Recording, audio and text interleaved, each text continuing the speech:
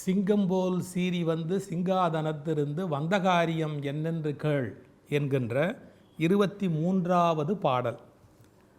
மாறி மலைமுழிஞ்சில் மன்னிக் கிடந்துறங்கும் சீரிய சிங்கம் அறிவுற்று தீவிழித்து வேரி மயிர் பொங்க எப்பாடும் பேர்ந்துதறி மூறி நிமிர்ந்து முழங்கி புறப்பட்டு போதருமா போலே நீ பூவை பூவண்ணா உன் கோயில் நின்று இங்கனே போந்தருளி கோப்புடைய சீரிய சிங்காதனத்தில் இருந்து யாம் வந்த காரியம் ஆராய்ந்து அருளேலோர் எம்பாவாய் என்கிறாள். இந்த பாடலுக்கு நான் விளக்கம் என்று சொல்லுவது ஒரு மேலை நாட்டு கவிஞர் ஒரு வார்த்தை சொன்னார். ஒரு பாடலுக்கு மிகப்பெரிய அவமதிப்பு அதற்கு விளக்கம் சொல்ல புகுவது என்று எழுதினார். எப்படி? ஒரு பாடலுக்கு மிகப்பெரிய அவமதிப்பு அதற்கு விளக்கம் சொல்ல புகுவது என்ன அர்த்தம்? அந்த கவிதையை கேட்ட மாத்திரத்திலேயே அந்த கவிதையின் உள்ளே இருக்கிற உணர்ச்சி அப்படியே நமக்கு கடத்தப்பட வேண்டும். அதை சுஜாதா எழுதுகிறார். அது உணர்ச்சியை கடத்துவது என்றார். அப்படியே இங்கே இருக்கிறது அங்கே டிரான்ஸ்ஃபர் ஆகிடணும். ஒரு கவிதையை படிக்கிற போது அதுக்கு விளக்கமெல்லாம் ஒன்றும் வேண்டியதில்லை. அந்த கவிதையை படித்த உடனேயே நமக்கு அந்த உணர்வு முற்றிலுமாக வரவன். பாருங்கள், ஒரு சிங்கம் புறப்பட்டு வருகிற காட்சியை இந்த பெண்மணி எப்படி வர்ணிக்கிறார். இந்த கவிதாயினி, கடவுளை காண புறப்பட்ட ஒரு கவிதாயினி. என்ன விலங்குகளை பற்றிய அறிவு, என்ன ஒரு ட்ராமாட்டிக் ப்ரெசன்டேஷன். அப்படியே சிங்கம் வந்து தன்னுடைய அந்த குகையிலேருந்து வெளியில் வந்து அப்படி ஒரு பெரிய கர்ஜனை பண்ணி நடந்து வருகிற பேர் அழக கொழுந்தமிழினாலே கொட்டி தீர்க்கிறாள் ஆண்டாள் என்று சொல்ல வேணும்ப்பா. இப்போ நான் பாட்டுக்கு விளக்கம் சொல்கிறத விட பாட்டை திரும்ப ஒரு தடவை படிக்கிறேன், அப்படியே கேட்டுக்கொள்ளுங்கள். மாறி மழைமுழிஞ்சில் மன்னிக் கடந்துறங்கும் சீரிய சிங்கம். சிங்கமே எப்பேற்பட்ட சிங்கம் அது. அறிவுற்று தூக்கத்திலேருந்து கலைஞ்சிருச்சு. தீ விழித்து 2 நெருப்பு கங்கு மாதிரி அந்த 2 கண்கள் அப்படியே ஜொலிக்கின்றன. வேரி மயிர் பொங்க, அப்படியே தலைமயிரெலாம் சிலிர்த்து கொண்டு நிற்கிறது. வேரி மயிர் பொங்க எப்பாடும் பேர்ந்துதறி, அப்படி உடம்பு ஒரு உதறுது, திசையெல்லாம் நடுங்குது. சிங்கம் கர்ஜனையினாலே எல்லா விலங்குகளுக்கும் கதி கலங்கும். மூறி நிமிர்ந்து முழங்கி புறப்பட்டு போதருமா போலே, அதாவது கண்ணன் எப்படி நடந்து வரணும், அவன் கம்பீரம் எப்படி இருக்க வேண்டும் என்ற காதல் பேர் உள்ளத்தினாலே பாடுகிறார். படைப்பவன் உணர்வை படிப்பவன் மனதில், படைப்பவன் உணர்வை படிப்பவன் மனதில் மாற்றுவதுதான் மிகச்சரியான கவிதை. காட்சிப்படுத்துதல், கண்முன்பு நிறுத்துதல், அனுபவத்தை காது வழி கருத்தில் புகுந்து படிப்பவனை பரவசப்படுத்துதல், ரசம் ஏற்படுத்துதல், திகைக்க வைத்தல், திக்குமுக்காட வைத்தல், எல்லாம் ஒரு கவிதையை செய்ய முடியும் அப்படிங்கிறதுக்கு இந்த ஒரு பாடல் அடையாளம். கண்ணனுடைய கம்பீரத்தின் மீது அவள் வைத்திருந்த காதல் கவிதையாக வழிந்து ஓடுகிறது. கடவுளை தேடிய கவிதாயினி நடையழகில் கரைந்து போன வெளிப்பாடு. கண்ணன் வருகிற நடையழகு இருக்கிறதே, அதில் கடவுளை தேடிய கவிதாயினி கரைந்து போகிற அழகு இந்த பாடலில் வெளிப்படுகிறது. 100 முறை படித்தாலும் மனசு ஆறாது, அப்பேற்பட்ட பாடல். இந்த பாடலில் பதவுரைக்காக படிப்பது இறையன்பு சொல்வார். மாங்கொட்டைக்காக யாராவது மாம்பழத்தை தின்னுவார்களா? அந்த மாதிரி ஒரு பைத்தியக்காரத்தனமாக முடிந்துவிடும். இந்த பாடலை திருப்பி திருப்பி படிக்கணும். மாறி மழைமுழிஞ்சில் மன்னிக் கடந்துறங்கும் சீரிய சிங்கம் மாதிரி ஒற்று தீவிழித்து வேரி மயிர் பொங்க எப்பாடும் பேர்ந்துதறி மூறி நிமிர்ந்து முழங்கி புறப்பட்டு போதருமா போலே, அந்த சிங்கம் வர்ற மாதிரி வாடா அப்படி. என்ன அழகு தெரியுமா? சிங்கம் வந்து மழைக்காலத்தில் தன்னுடைய இணையோடு இணைந்து படுத்திருக்கும், அப்படி நிலை பெற்றிருக்கும். எதில் இருந்தாலும் அதில் மனம் முழுக்க ஒன்றி இருக்க வேணும், அறகுறையாக ஒன்றி இருக்கக்கூடாது. அப்படியே அது யோகத்தை அனுபவித்தாலும் சரி, போகத்தை அனுபவித்தாலும் சரி, அதில் மனம் முழுக்க ஒன்றி இருக்க வேணும். சிங்கத்தினுடைய கம்பீரம். சிங்கம் எந்த பொது தேர்தலிலும் போட்டியிடாமல் காட்டுக்கு அரசனாகிறது. பொது தேர்தலில் போட்டியிடாமலேயே அதுதான் தலைவன் என்று இயல்பாகவே அறிவிக்கப்பட்டு விட்டது. வன சிம்ம நியாயம் என்று சாஸ்திரத்தில் ஒன்று சொல்வார்கள். காட்டால் சிங்கத்துக்கு காவலா, சிங்கத்தால் காட்டுக்கு காவலான். சிங்கம் இருக்குது அப்படிங்கிற பயத்தில் தான் காட்டுக்குள்ளே போக மாட்டான். அதனால தான் காடு காடாகவே இருக்கு. இல்லாட்டி எல்லோரும் காட்டை போய் ஒழிச்சிடுவானே. காடு டென்சிட்டி அடர்த்தியாக இருக்கிறதால தான் சிங்கத்தால் ஒளிஞ்சு வாழ முடியுது. காட்டை சிங்கம் காப்பாற்றுகிறது, சிங்கத்தை காடு காப்பாற்றுகிறது.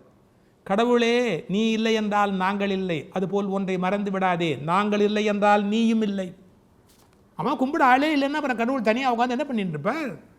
வன சிம்ம நியாயம், நீ சிங்கம். இந்த மழைக்காலத்தில் குகையில் பேடையோடு அது அப்படி நெருங்கி கிடக்கிறது, பொருந்தி கிடக்கிறது. அளவு மீறிய காதல் வெளிப்பட நப்பின்னையோடு கண்ணன் இருந்ததை போல் இருக்கிறது. இந்த சிங்கத்தை பார்த்துட்டு தான் மனிதர்கள் தங்களை பெரிய மனுஷனாக காட்டுறதுக்கு சிங்கத்தை மாதிரி ஒரு ஆசனம் பண்ணி அதுக்கு சிம்மாசனம்னு பேர் வச்சு அதில் உட்காந்து சிங்கம் மாதிரி அவர்கள் தன்னை காட்டிக்கொண்டார்கள், மகாராஜாக்கள் எல்லாமே. அப்போ இயல்பிலேயே சிங்கத்துக்கு அந்த தலைமை பண்பு காட்டல. அதனால தான் சிங்காதனமே அதிலிருந்து உருவாயிற்று. சிங்கத்தோட இயல்புன தெரியுமா? பசித்தால் இறை, மற்றபடி அமைதி, ஒரு பெரிய அலட்சியம், அலட்டிக்கொள்ளாத தனித்தன்மை. எதை பற்றி ஒன்றும் பெருசாக அலட்டிக்காது. அங்கே அது இருக்குங்க, அதை எதுக்கும் கவலைப்படாது. எங்கும் எதற்கும் இம்மியும் அஞ்சாது சஞ்சரிக்கக்கூடிய தைரியம். அங்கே என்ன இங்கே என்னென்னு பயப்படாது, அது பாட்டுக்கு போய்கொண்டே இருக்கும், சஞ்சரிக்கக்கூடிய அருமை. சரி, அது எப்படி எழுந்து வெளியில் வருகிறது என்பதை வேரி மயிர் பொங்க இந்த தலைமுடியெல்லாம் சிலிர்த்து கொண்டு அப்படி நிற்கிறது. உடல் பயாலஜியை பற்றி தெரிந்த பலர் ஒரு நுட்பம் எழுதுகிறார். எலி கூட எதிர்க்கும் போது சிலிப்பிக்கிட்டு நிற்கும். எலியோட ஒவ்வொரு ரோமமும் அப்படி எந்திரிச்சு நிற்கும். முள்ளம்பன்றியை பற்றி நீங்கள் பார்த்துருந்தீங்கன்னா, முள்ளம்பன்றி அப்படி சீண்டுனா உடம்பெல்லாம் அந்த முள் தெரியும்படியாக அப்படி நிற்கும். என்ன அர்த்தம்? முடி சிலிர்க்க நிற்பது என்பது எதிரிகளை அச்சுறுத்துவதற்காக. சுண்டலி உட்பட முள்ளம்பன்றி உட்பட இந்த தற்காப்பு கலையில் உடலை முடிந்த அளவு பெரிதாக காட்டுகிற இயல்புடையவை. அப்படி சிங்கம் அப்படி கர்ஜித்து வெளியே வருகிற போது அப்படியே தலைமுடியெல்லாம் அப்படி மூறி மயிர் பொங்க அப்படி முழங்கி புறப்பட்டு கர்ஜனை. சிங்கத்தோட கர்ஜனைக்கு என்ன காரணம் தெரியுமோ? இங்கேருந்து ஒரு கர்ஜனை விட்டால் எவ்வளவு தொலைவுக்கு போகுமோ அதுக்குள்ளே நடுவில் சிங்கம் இன்னொன்று இருந்தால் அது கர்ஜனை விட்டுரும். அப்போது முடிவு பண்ணிக்கும், இன்னும் 5 கிலோமீட்டர் நமக்கு பிரச்சனை கிடையாது, நம்ம ஏரியா நம்ம சாப்பிட்லாம். அதை விட ஒரு நுட்பம் சொல்கிறேன் பாருங்க.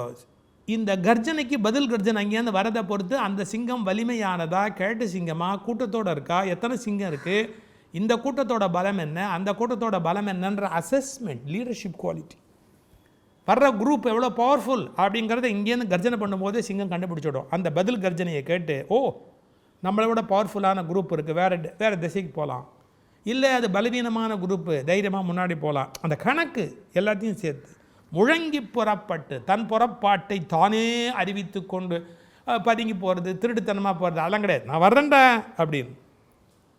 போதருமா போலே அப்படி சிங்கம் புறப்பட்டு வருகிற மாதிரி கண்ணனுடைய நடையழகு காண இவர்கள் சொல்கிறார். பொதுவாகவே இலக்கியங்களில் காளையினுடைய நடை, யானையினுடைய நடை, புலியினுடைய நடை, சிங்கத்தினுடைய நடை, இதை பாராட்டுவார். வில்ல முறிக்கிறதுக்கு ராமன் எழுந்ததை கம்பன் எழுதுகிறார். நாகமும் நாகமும் நானா நடந்தான். யானை மலை எல்லாமே வெக்கப்படணும், அந்த மாதிரி நடந்தான். மெஜஸ்டிக், கம்பீரம் அவனுடைய நடை. அப்படி நீ நடந்து வர வேண்டும் என்று பேசுகிறார்கள். நீ பூவை பூவண்ணா, இவ்வளவு கம்பீரமானவன் காயாம்பூ நிறத்தவனா எங்களுக்கு எப்படி இருக்கான்? ஹி இஸ் ஸோ டெண்டர், மென்மையாக இருக்கிறான். நீ பூவை பூவண்ணா, அதாவது அந்த கார்மேக வண்ண நிறம் இருக்கிறதே, ஏன் இப்போ காயாம்பூவை ஞாபகப்படுத்தணும்? இப்படி எடுத்துக்கலாம். நீ மென்மையானவன், நறுமண உடையவன், எங்களிடத்தில் அன்பும் பாசமும் காட்டுகிறவன். பூக்களுக்கும் கடவுளுக்கும் இடையில் இருக்கிற தொடர்பு பெரிய தொடர்பு. பெரியாழ்வார் எத்தனையோ விதமான பூக்களாலே பெருமானுக்கு அர்ச்சனை பண்ணினார். ஒரு பாசுரத்தில் பாருங்கள், செண்பக பூச்சூட்டவாராய் தேனில் இனிய பிரானே அப்படின்னாரு. அப்புறம் 2வது பாசுரத்தில் மல்லிகை பூச்சூட்ட வாராய் அப்படின்னாரு. 3ஆம் பாசுரத்தில் பச்சை தமரகத்தோடு பாதிரி பூச்சூட்ட வாராய். அப்புறம் மறுக்கொழுந்தையும் பாதிரிப்பூவையும் சூட்டி மகிழ்வதற்காக. அப்புறம் 5ஆம் பாசுரத்தில் தெள்ளிய நீரில் எழுந்த செங்கடு நீர் சூட்டவாராய். அப்புறம் 6ஆம் பாசுரத்தில் மல்லர்களோடு பொருது வருகின்ற பொன்னே புன்னைப்பூச்சூட்ட வாராய். அந்த பூக்கள் மேலே ஆழ்வார்களுக்கு எவ்வளவு மோகம், எவ்வளவு ஈடுபாடு, எத்தனை வகையான பூக்களை பற்றி தெரிந்து வைத்திருக்கிறார்கள். இயற்கையோடு இயைந்த வாழ்வு பண்டை தமிழ் வாழ்வு. 7ஆம் பாசுரத்தில் குடந்தை கிடந்தயம் கோவே குறுக்கத்தி பூச்சூட்டவாராய், குறுக்கத்தி கொடி வகை மரவகை 2 வகைப்படும். அதில் இருக்கிற பூ ஏமாற்றம் என்னை தவித்தாய் இருவாட்சி பூச்சூடவாராய் 8ஆம் பாசுரம்.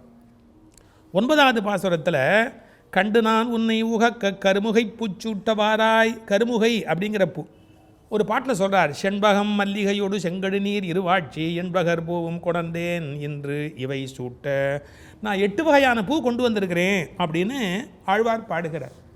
அப்படி பூக்களோடு கண்ணனை தொடர்பு படுத்தி பார்க்கிற இயற்கை பேரழகு. நீ பூவை பூவண்ணா, இப்போது கண்ணன் படுத்திருந்த இடத்துலையே கேட்குறான், என்ன வேணும் உங்களுக்கு? இந்த வந்திருக்கிற ஆயர்பாடி பெண்களை கேட்குறான், உங்களுக்கு என்ன வேணும் அப்படின்னு. படுத்திருந்த இடத்துலையே, இங்கே வேண்டாம்ப்பா, உன் சிங்காசனத்துக்கு வா, அஃபிஷியலாக டிக்ளேர் பண்ணு, உட்கார வேண்டிய இடத்துல உட்காந்து ஃபைல் பாரு, அந்த இடத்துல எங்களுக்கு வந்து அறிவிப்பு கொடு. உன் கோயிலினின்று இங்கனே போந்தருளி கோப்புடைய சீரிய சிங்காதனத்திலிருந்து, அதாவது உன்னுடைய திருமாமணி மண்டபம் 8 கால்கள் உடையது. தர்மம் அதர்மம், ஞானம் அஞ்ஞானம், வைராக்கியம் அவைராக்கியம், ஐஸ்வர்யம் அனைஸ்வர்யம், இப்படியெல்லாம் எதிரெதிரான விஷயங்கள். எதிரெதிராக இருக்கிறத கொண்டு தான் ஒரு விஷயத்தை உருவாக்க முடியும். அதில் ஆதிசேஷன் மீது உட்கார்ந்துருக்கிறான். அப்படிப்பட்ட உன்னுடைய மணிமண்டபத்திலே வந்து நீ உட்கார்ந்து சீரிய சிங்காதனத்திலிருந்து யாம் வந்த காரியம் ஆராய்ந்து, நீ என்ன காரியமாக வந்தேன்னு கேட்டு எங்களுக்கு அருள வேண்டும், அருளேலோர் எம்பாவாய் என்று அந்த பாடலை நிறைவு செய்தார்.